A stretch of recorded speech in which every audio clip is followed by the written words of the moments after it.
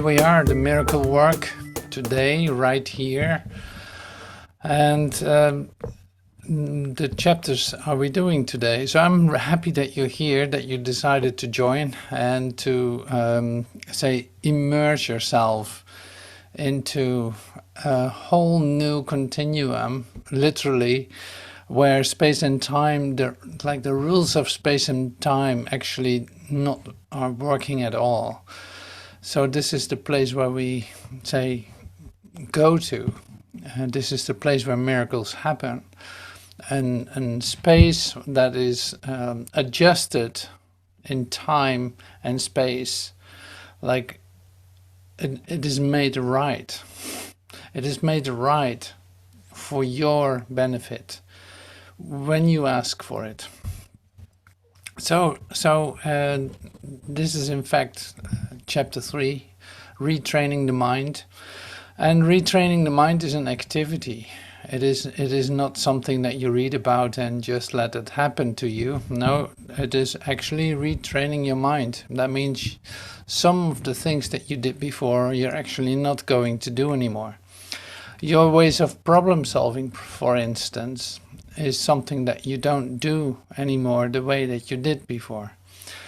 So this brings in, a huge new era into your life, you could say.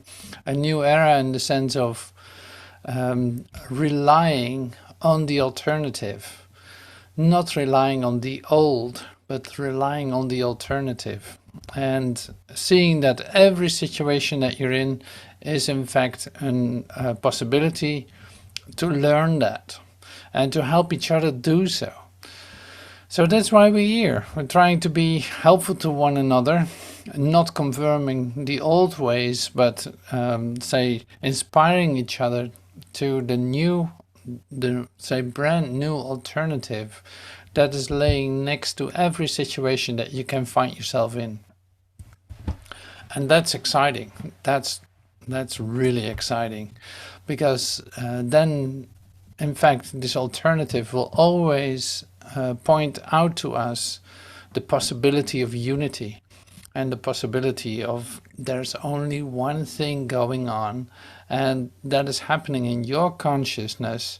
There's no outside powers. There's only the power from within working through you if you elect to allow that to dominate you. So it's like lining up with the will of God. All power is given unto you in heaven and on earth. We know this expression, like all power is given unto you in heaven and on earth. But this power is given unto you. It's working through you, and it's your will aligned with the will of God. So it is not related to the needs that you perceive or the things that you think are supposed to happen. And that makes it, real. Because if you align yourself with your own ideas, what happens then is that you miscreate.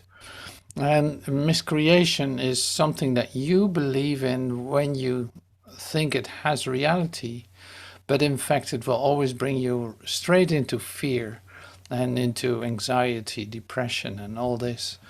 And so aligning yourself with the will of God is then where this power really can flow through you, seeing that you are co-creating with God in terms of loveliness, love, peace, extension, and all these,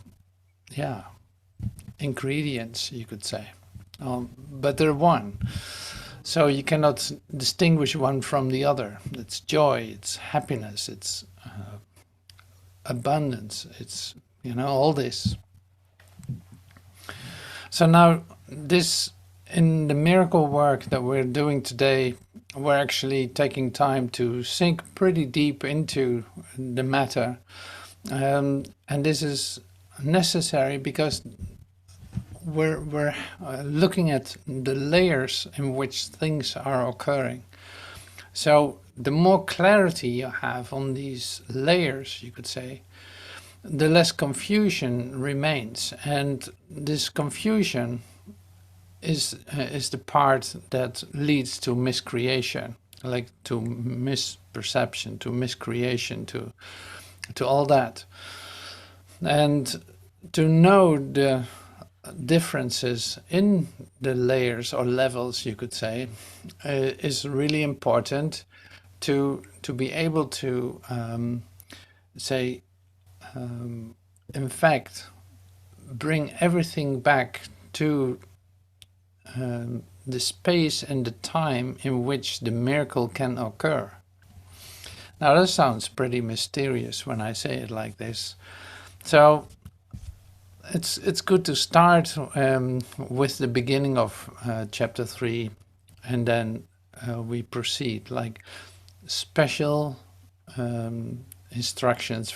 Yeah, instructions wasn't the word, but special instructions for the miracle worker. So I'm going to share some ideas with you, and I made something for that I'm willing to share with you, because that can be helpful to just read it. Special principles, that was the word I was looking for. Special principles. This is not instruction, but principles. Like, how actually does this work? And the great thing is with this, I'll put it on the big screen, so to speak. So the great thing of this is, look at this. The miracle abolishes the need for lower order concerns. Now, I don't know if you have any lower order concerns, like that could be. Lower order concerns are concerns that have to do with temporary things, with material things, with mental things. So I don't know if you have lower order concerns, but you probably do. So think of one, and you know you have one. So of course, in reality, you don't have that. But we're talking here about day-to-day experience in the process of awakening to the truth who you are, not the illumination of your mind in its completedness. So it appears to be a process that we're in. So here the miracle abolishes the need for lower order concerns. Well, that is very comforting. And also pointing it in the direction of the miracle. Since, here's another sentence, since it is an illogical, it's not logical, it's not something you can figure out, or out of pattern time interval, it is illogical, it's out of pattern time interval, by definition, the ordinary considerations of space and time do not apply. So this is like a disclaimer, almost like the ordinary considerations of space and time do not apply. Now, I don't know if you have any considerations of space and time as you see yourself, as you think in your mind. So the ordinary considerations of time and space basically is something you fill your mind with at least 95% of the time that you're not sleeping, and in your sleep you continue to do so. This is a rough estimate. So the ordinary considerations of time and space do not apply. So maybe that's the reason that we have a mind training. I know that for sure. So I say this a bit ironically, don't I? Considerations in space and time, lower order concerns. Now we're not going to focus on that, but because they all not apply. Now, that's a great point in the second section of the retraining your mind, right? It's like all these things that we do in our mind, like 95% of the time, maybe a little bit less if you're well trained, um, is you do that just to occupy your time, to because you think it's actually bringing you something, so you have a certain trust in that, and that's why this is such a deep moment together, in fact, that we look at, okay, this layer of say ordinary lower level concerns, of all the things you can think about in time and space. All these considerations do not apply to the miracle. They have nothing to do with it. And now that's also something you could say that was the basis of your miscreation. You created a world out of it. You created your circumstances out of it. You created your your daily life, your idea about yourself, your idea about everything. You created that love. You made that out of that. You used, you could say, you used the power of God to establish a world for yourself with all your ideas that have nothing to do with God, with unity, with love, with peace, harmony, and all this. Like, realize that. It's unbelievable. So this is quite mind-blowing. And that's why I love this part of chapter 3, because I love to be shaken up out of the ordinary, out of the concerns that you might walk around with and really think that you need to think about them. You know, it's like unbelievable. What happens now is that you are going to be taken out of that construct that you made yourself. You're going to be taken out of it because it has nothing to do with it. Like, your awakening has nothing to do with your considerations of time and space.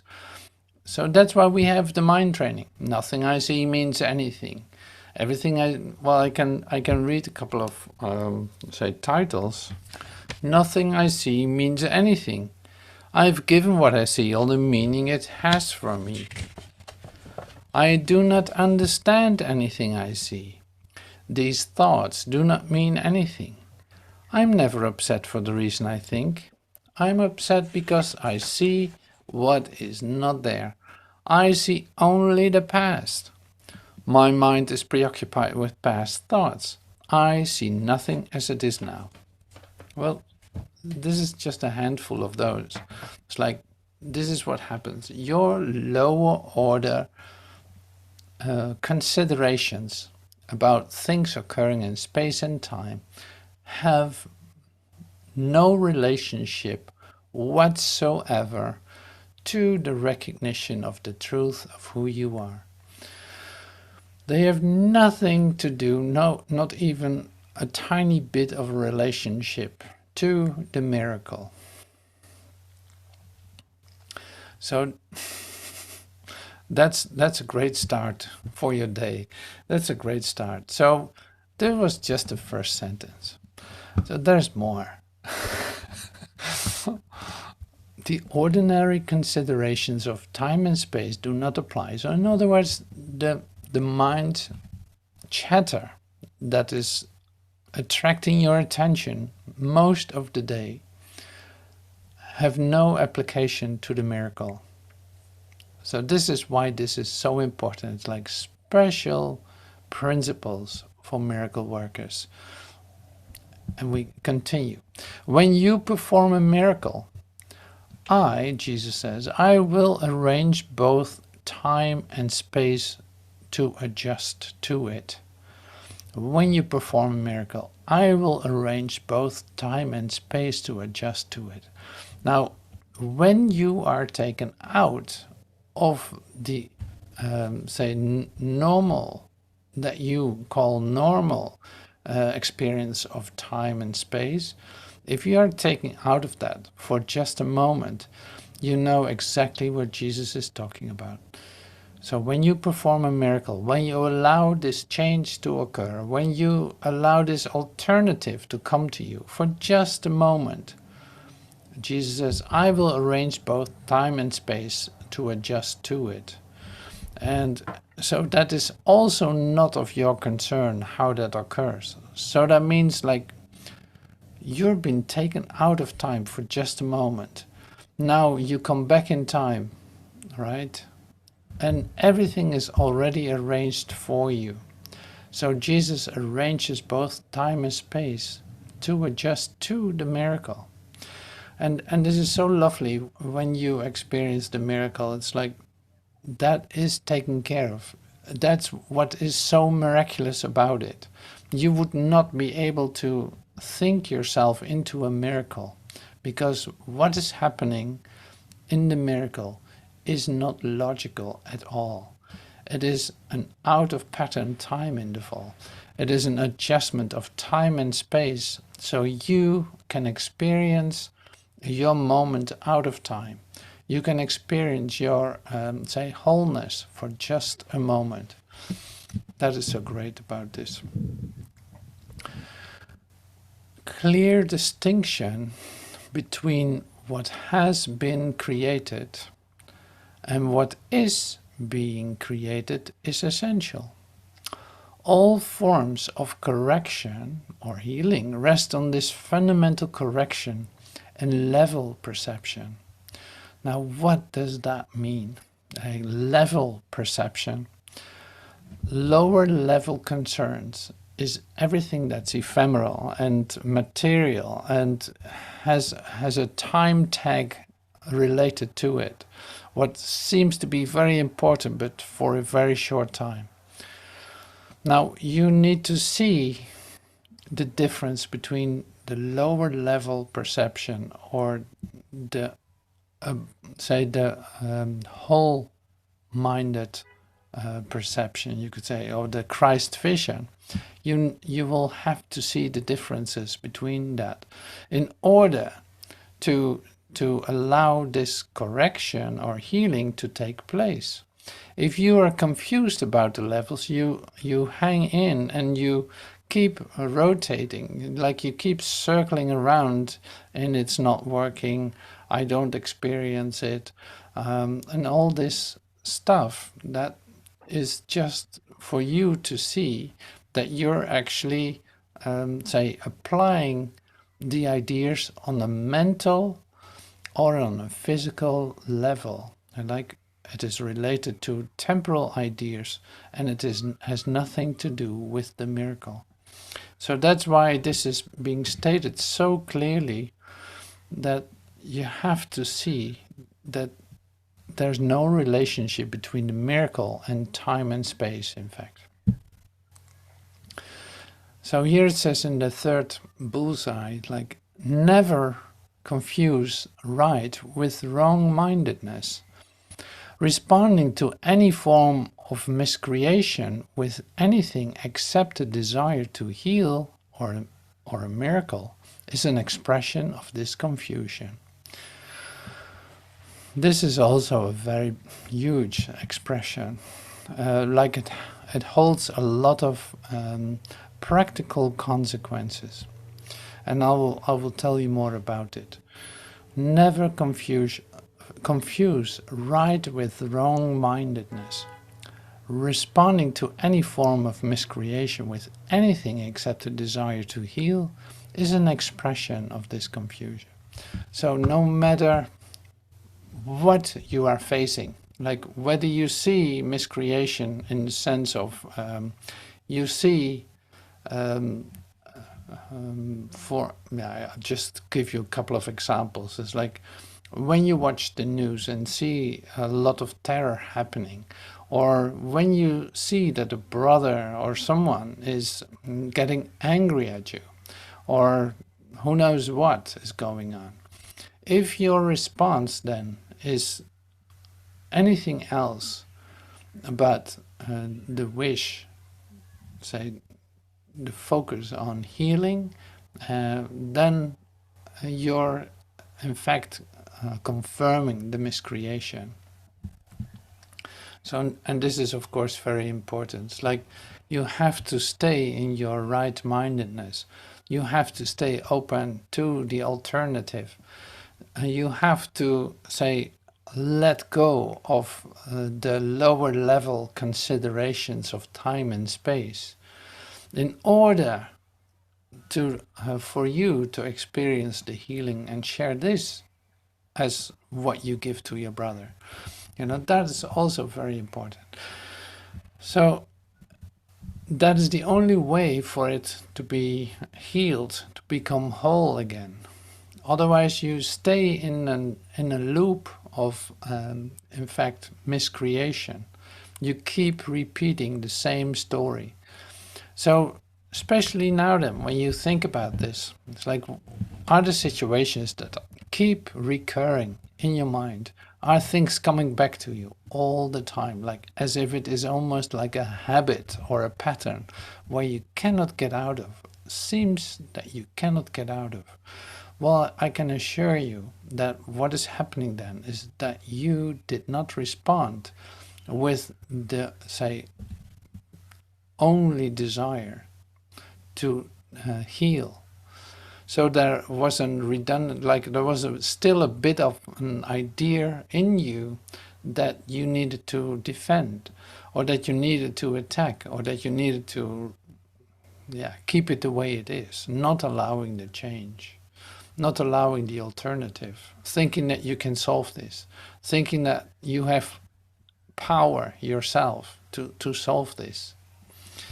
Not true, of course, not true. So this is really great that we get to this subject, because here is where I see like so many, there's so much confusion that has been going on and can be resolved right here and right now just by you recognizing I am not able to say to fix anything in a time and space or lower order perception.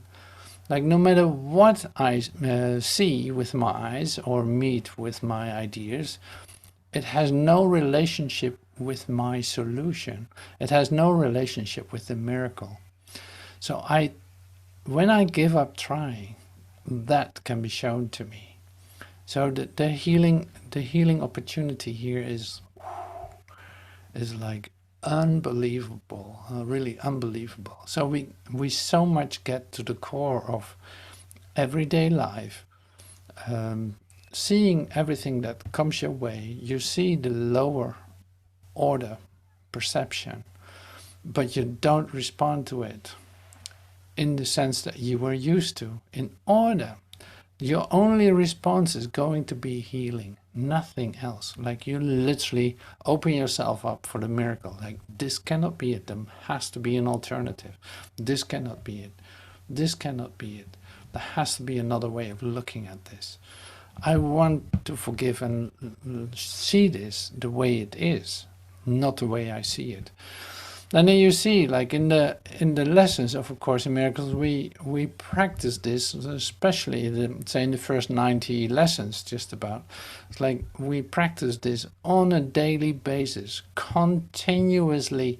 No, that is not it. There's an alternative. No, it's not darkness. Here's the light. Ask for a miracle. No, you're not full of this. No, you're full of light. No, you're not seeing yourself the way you are. Your ideas have nothing to do with what is really going on. You know, and on and on and on. All the beliefs that you have. Okay, in the medical, in the government, in the whatever idea you can have about this lower order perception, it has nothing to do with healing, except the fact that it's related to you now, and that you will ask for healing for what seems to be occurring but can never be it. Yeah, here you go. See, the miracle is always a denial of this error and an affirmation of the truth. Only right-mindedness can create in a way that has any real effects. Like for instance, if you would take fear as a response to things, what happens then is you create something with no real effect at all. So it's like you create something that is not real. You get yourself into situations that make no sense, that will not be, say, full of love and abundance and all this. But here, the right-mindedness, the miracle is always a denial of this error and an affirmation of the truth. Only right-mindedness can create in a way that has any real effect. Pragmatically, here it says, pragmatically, what has no real effect has no real existence. Its real effect then is emptiness. Being without substantial content, it lends itself to projection. See, we're talking about deep processes here. So what is projection then? It's like, you could say, like making something up to make something happen. So this seems to be very abstract when it's being shared like this. Pragmatically, what has no real effect has no real existence. Its real effect, then, is emptiness. Being without substantial content, it lends itself to projection. It lends itself to projection. Now you say, like, well, does that occur, or how do I need to see this? And so what happens then is that you're actually doing this a great big deal of the day. You do this, you make something literally out of nothing. So you experience this emptiness, but it's not acceptable to you. So your mind cannot but do something and will respond to it by projecting it onto someone or into a situation or into an occurrence that you think, like, well, where did that come from? I'm so amazed that this is happening. Like, well, no, you actually asked for it yourself. You literally projected this into this occurrence or into this event or onto this person. And it really seemed like something happened outside of you that is attacking you or that is doing something to you. So you could say, like, you spent a great deal of your time doing so. And that's why the mind training becomes so important, because you start to see what you're actually doing. Now, you don't have to believe me on my words. You can see this happening by not responding in the same way as you are used to, but allowing something else to happen. Then you see it for yourself, that that's really something, that's a real occurrence. That what then is created really makes you joyous and feels like a real occurrence, which it is, and a real relationship, a real unity with your brother. So this is really what the miracle is. You see it later in one of the expressions that I share, what time is for, and that's really lovely. I'll get to that in a moment. So I know this is pretty deep. That's why I said we're going to dive deep today into the heart of the matter. But otherwise nothing would ever occur. If you keep just having, say, superficial ideas, even superficial spiritual ideas, nothing changes. So here we're talking about retraining the mind. That means you cannot keep doing the same thing. You need to stop doing the same thing. Something else is possible. Why not give it a try? Why not training your mind and seeing that that's actually working? Or seeing the things in the right-minded way, seeing that's a real opportunity for you. So now we're talking a little bit about the level adjustment. The level adjustment power of the miracle creates the right perception for healing. Until this has occurred, healing cannot be understood. Forgiveness is an empty gesture unless it entails correction. Without this, it is essentially judgmental rather than healing. So forgiveness, like if it doesn't lead to an experience of healing, of the miracle, then it is actually more like a judgment than it's like you re-evaluate your judgment about your brother or yourself. But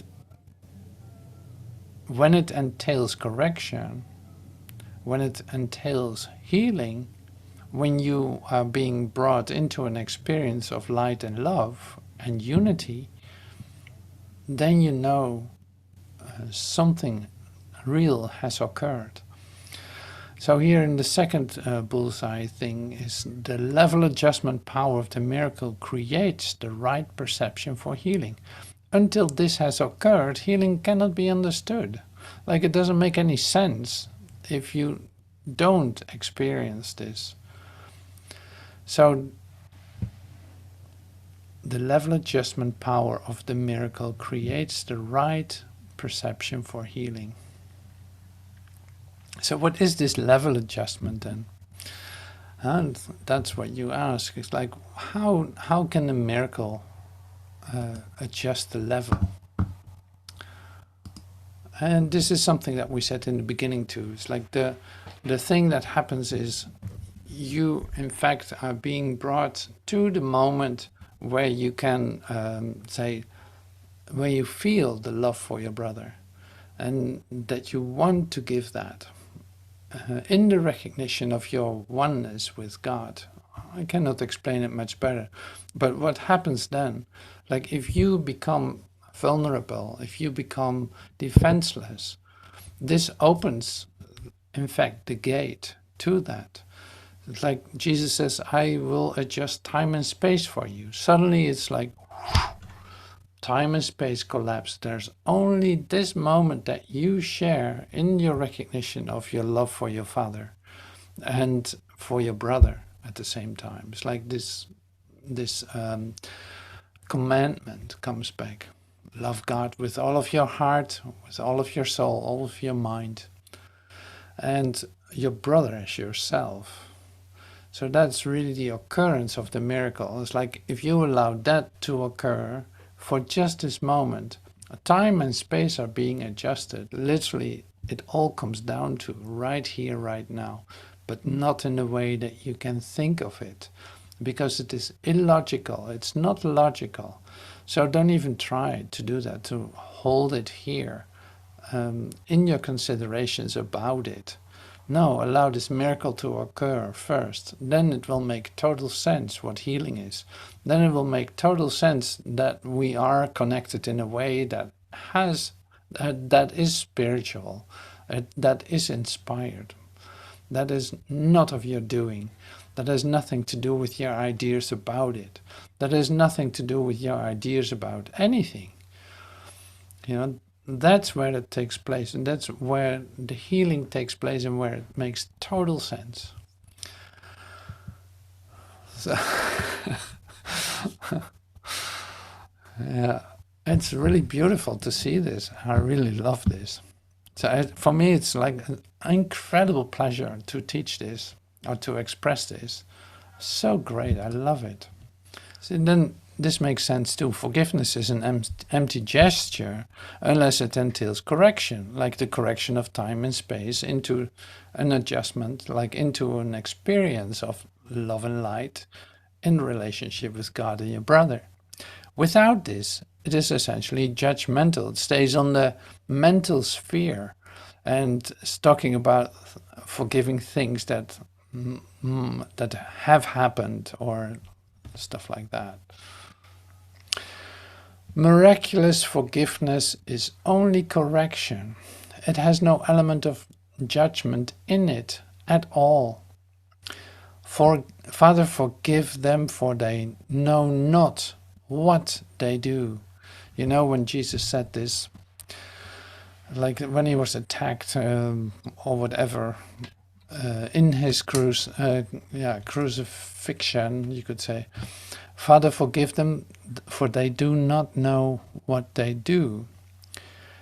And here Jesus says, in no way does this expression evaluate what they do, it is strictly limited to an appeal to God to heal their minds. Like when Jesus said this, he didn't say this like, well, they have no idea what they're doing. I will forgive them, or Father, forgive them, because they have no idea what they do. Like, no, this is not what that is about. So this is like a real invitation for healing, for God to heal their minds. Like, so I love this. There's no reference to the outcome of their misthought. It doesn't matter what they were thinking. They were not thinking with their right mind. Otherwise, they would never have done so. If so, right-mindedness. We emphasized that a couple of expressions before.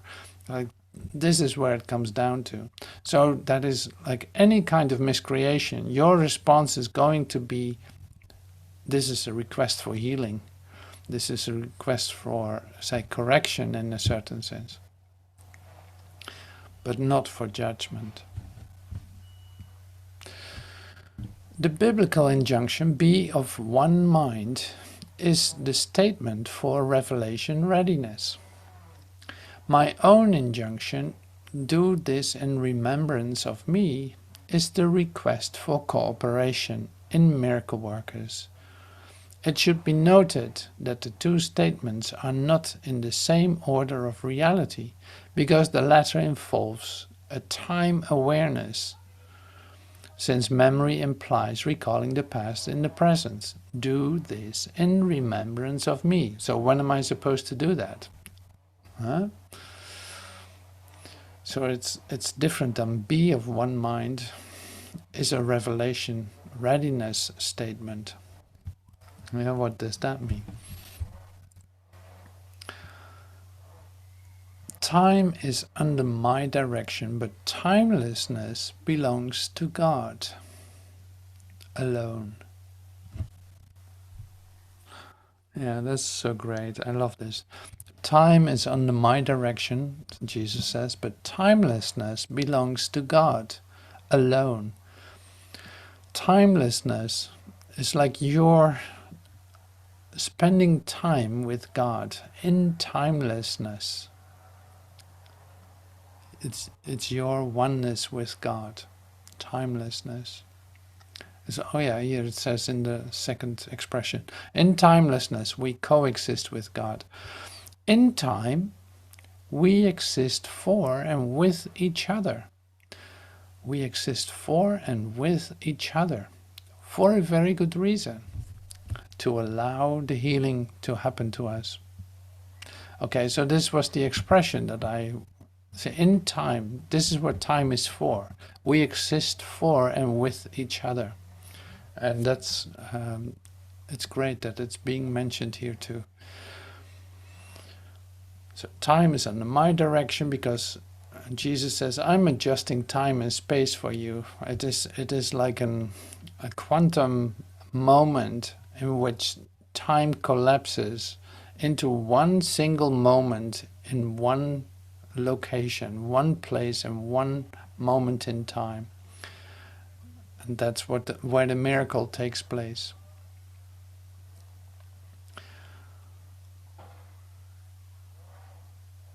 Let me see, here was one. Oh yeah. Do this in remembrance of me is the request for cooperation in miracle workers. I love that expression too. And so do this in remembrance of me, a request for cooperation in miracle workers. So it's just a very gentle, beautiful, say, part of the chapter in which we get so much instruction, in fact. Yeah, I call it instruction, but special principles that you should not forget. So there are actually like 2 or 3 being mentioned, but these are so essential. So one is then to make us to summarize this a little bit. It's like one of them is it's like you're response to what you see, like seeing it in the level that you perceive it, when it's temporary, when it's ephemeral, when it can go away, when it can disappear again, when it is related to form, this is the place where you recognize, oh yes, I'm actually seeing this, I'm actually perceiving this on the level where I actually don't see anything. I'm deaf, dumb and blind.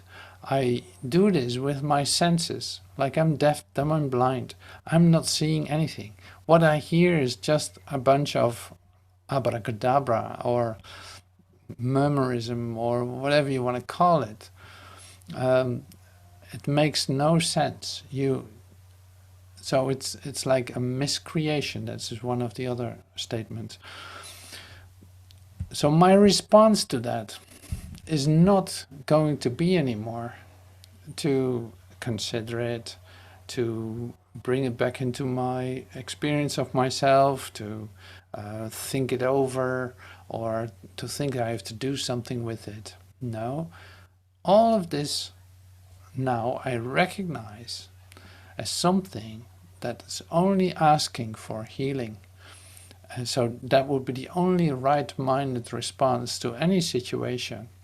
So this is you and your miracle work, you could say. This is you in your miracle work where you recognize that. It's like there's never a solution here for that. So there's always a solution, an alternative. And when I experience that alternative, this lower level concern will just disappear. Like it will not continue to exist because it was ephemeral in the first place. It was temporal in the first place. My right-mindedness brings me into situations that are real, where I can feel my connectedness with my brother, where I feel the love of God inspiring me and flowing through me with no confusion, with no fear, and no, this is the most important part. So that is really, say, one of the special principles that are being brought to us today. So then the thing is, when you allow the miracle to happen to you, Jesus says, I'm adjusting time and space for you. Don't worry about that. It's like you only have to give this away. You only have to ask for it and ask me if this miracle needs to be performed or not. Like, this is how you start your day. Show me which miracles to perform. Like, then Jesus will adjust time and space for you so you can experience those and share those, give those to your brother. I give the miracle that I receive. You know, it's one of the lessons. Like, I give the miracles that I receive at the same time, because the time is adjusted. It's like an out of pattern time interval. Not understandable, illogical, but really there, you know, really there. So then there's a request for miracle workers, so to speak, to cooperate. It's like that's what time is for, to cooperate in the healing and in the giving the miracles that you receive. Of course this is happening.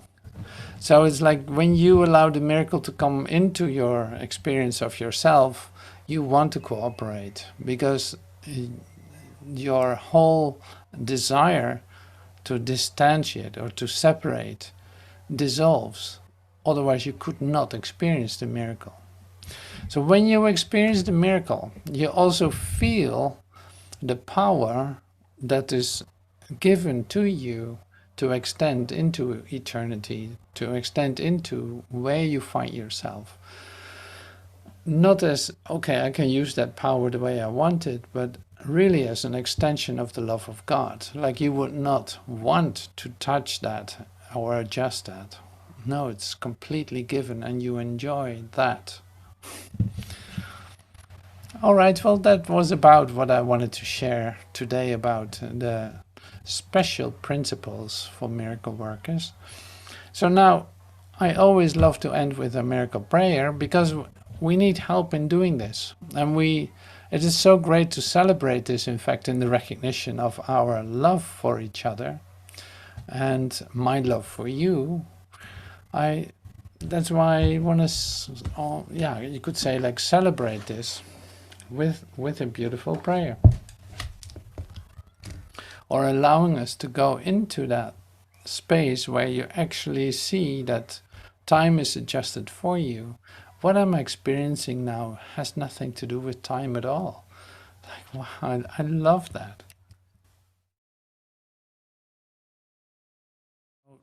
This is lesson 313. 313. Now let a new perception come to me. Father, there is a vision which beholds all things as sinless, so that fear has gone, and where it was is love invited in. And love will come wherever it is asked. This vision is your gift. The eyes of Christ look on a world forgiven. In his sight are all its sins forgiven, for he sees no sin in anything he looks upon. Now let this perception come to me, that I may awaken from the dream of guilt and look within upon my sinlessness, which you have kept completely undefiled upon the altar to your Holy Son, the self with which I would identify. Let us today behold each other in the sight of Christ. How beautiful we are, how holy, and how loving. Brother, come and join with me today. We save the world when we are joined, for in our vision it becomes as holy as the light in us. Now, let a new perception come to me. So this is perfectly fits with what we have shared, just in a moment ago. Like, this is exactly what that is. So I play some music and let's be still in this for just a moment, because we can. It's so lovely. Thank you so much for your presence. I love you and I hope to see you soon.